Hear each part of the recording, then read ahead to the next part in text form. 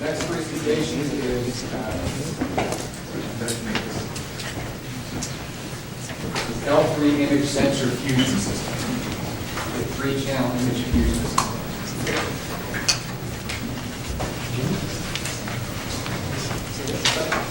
Hello everyone, my name is Jeffrey Lee. This is Deep Kulkarni and Christopher Wright from Stanley Suit. We're the team that worked with Telecommunications on our project entitled Image Sensor Fusion. Last semester we were presented with the challenge to take a long-wave infrared thermal camera, an image intensifier night vision camera, and a visual camera, extract the important information from each of the individual channels, and combine them to create one super image per se. It's worth noting that Telecommunications didn't believe we would actually be able to achieve this. But we began with a systematic approach to this challenge. I myself handled all the firmware and hardware aspects of our system. Stan and Chris worked together to create the image fusion algorithm, and Sandeep handled the documentation. We began by planning out what was necessary for the system, and we needed a bus that would be able to transfer all the information without losing any data due to compression, and we chose a 1394 standard. Also, we needed 2 visible cameras because our night vision optic didn't actually have an output, so we mounted the second visible camera directly behind it to feed us the night vision information. Third, we used optomechanical mounts in order to give us rotation adjustment and also height adjustment on each of the individual cameras. This was done in hopes of us achieving mechanical alignment of the images. It's crucial for the images to be aligned in image fusion because if you fuse unaligned images, then the information you get just won't make any sense. This proved to be quite difficult, so we opted to do a software approach, in which we would allow the user to set a number of control points across the 3 different channels, which stretch, skew, and transform the 3 different images into one based on the location of these control points. However, this meant that we would have to do image processing at a fixed depth. The algorithm itself works using a series of thresholds, in which we would threshold the thermal image, and finally the hottest part of the image, and overlay it onto the visible image. We apply the same thought process on the visible channel, and we would apply a threshold and only find the extremely dark parts of the visible image. We would deem that information unimportant and overlay the night vision information on top of that. We had 2 different ways of implementing this algorithm. The first was to do with streaming. We would stream data in and fuse it live and then stream it right back out. The problem with this is that it took quite a bit of time to process these images, and we had to sacrifice the frame rate at which it ran. It would only run about 7 to 10 frames per second when we streamed. The second way was to simply post-process, in which you would apply recorded video into it, it would process it, and you would be able to view the fused video at the full 30 frames per second.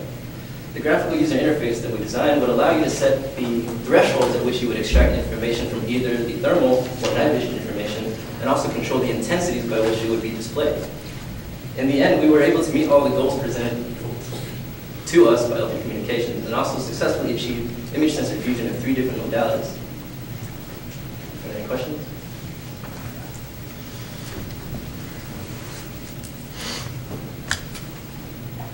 There's got to be some question. What's the application for this? What would you use it for? Be military or medical. I mean, you would be able to see from 3 different sources. Say you're out at night and you need to track a target or something. You'd be able to see at night and also have it highlighted by how hot or cold it is. And if it was a little bit brighter, you'd be able to see the color imagery. What was the suite of image processing algorithms that you chose from? MATLAB? Just from MATLAB? Yes. To give you an example, border crossing. You're going to be monitoring border crossing images that are coming back and look to see whether it's night or day.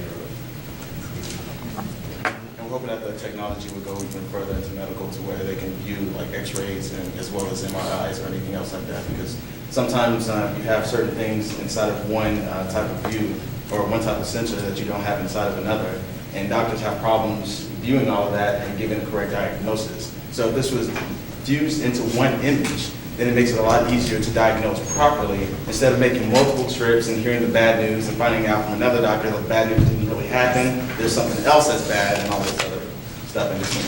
So if you had more time and money, what would you do to improve, or what do you think you would do to improve your image?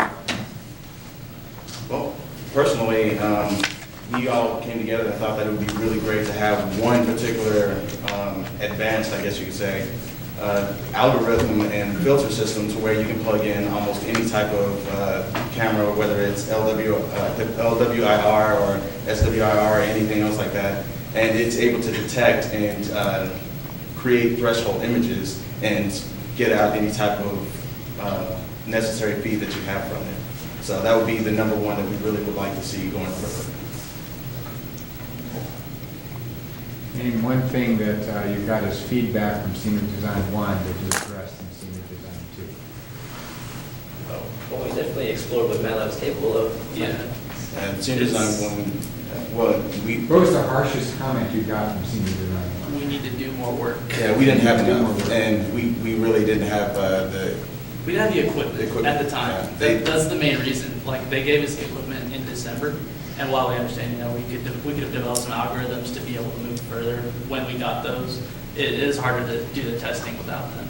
Right. So, I mean, as soon as we got them, we nose to the So grindstone. they gave you access to their space and you did it there, or did you? No. No, they let us use the cameras. yeah, and that was the whole problem. We had to sign off for paperwork, and it just took this whole process. The first time that we started, you can see at the far right, that's just an image from Google that we had that happened to be a heat vision image, and we had to kind of play around with those until we were able to get the cameras and find out how it streamed and everything else.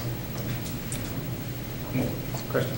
How was it aligning moving objects from the different cameras? Were you able to achieve success there? It depends on how far close it is, because the control points work by, you have like a picture, and you'll choose edges that are familiar between, or the same between all 3 feet. So if they get too close or too far away, the image won't be aligned anymore. Would a laser detection system help align those cameras possibly? Yeah, that sounds pretty cool. He wants to come work for you.